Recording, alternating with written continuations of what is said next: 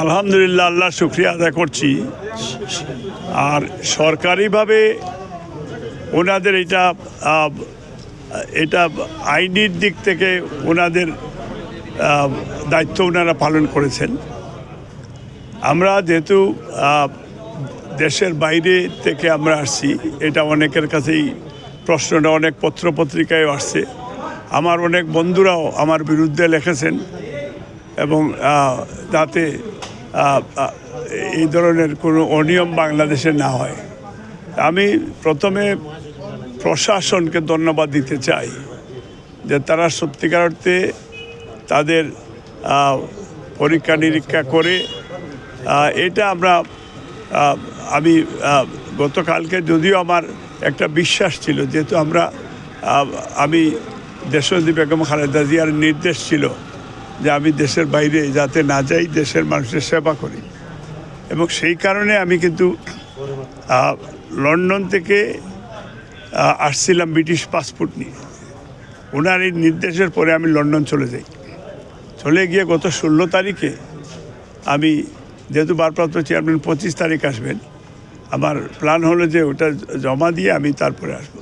তা আপনারা জানেন যে লন্ডনে সেইখানে ক্রিসমাস এবং নিউ ইয়ার হলে, যেহেতু জিসাস তারা বলেন, আমরা ঈসা আলাইহিস সালাম বলি, ক্রিসমাসে ধরেন সেইখানে 2-3 সপ্তাহের মতো ওইসব কাজ একবার থাকে।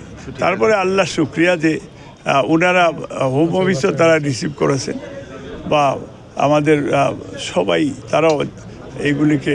তা আমি কৃতজ্ঞতা জানাই যে আমার এলাকা দক্ষিণ সুরমা, ফেঞ্চুগঞ্জ, বালাগঞ্জের প্রত্যেকটা মানুষ তারা খুব দোয়া করেছে যে আল্লাহ তাআলা যেন তাদের ইজ্জত রক্ষা করে।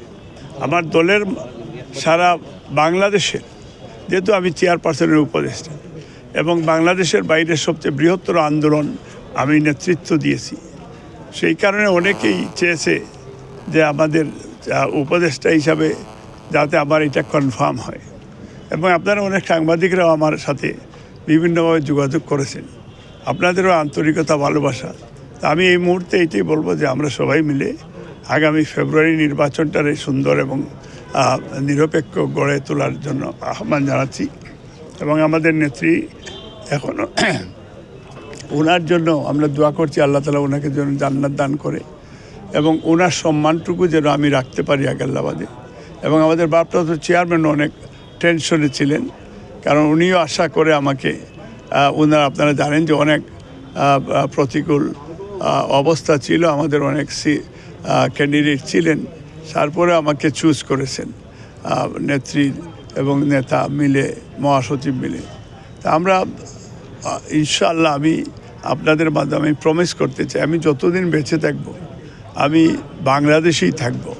দেশ বা দলের কোনো প্রয়োজনে যদি 2-4 দিনের জন্য কোথাও যেতে হয়, সেটা ডিফারেন্ট ইস্যু থাকবে, কিন্তু আমি পার্সোনালি আমি হলিডেতেও আমি দেশের বাইরে আমি যাব না। এবং আমি দক্ষিণ সুরমা, ফেঞ্চুগঞ্জ, বালাগঞ্জ, আমি আজকে আপনারা এইটাকে রেকর্ড করে রাখেন যে বাংলাদেশের মধ্যে দি বেস্ট এলাকা দক্ষিণ সুরমা, ফেঞ্চুগঞ্জ, বালাগঞ্জকে আমি গড়ে তুলব। আমি আমার এলাকার সহযোগিতা চাই। ধন্যবাদ। এইটা তো আইনের প্রতি শ্রদ্ধাশীল, এনি টাইম আইন যেটা বলবে এর বিরুদ্ধে যাওয়ার কোনো সুযোগ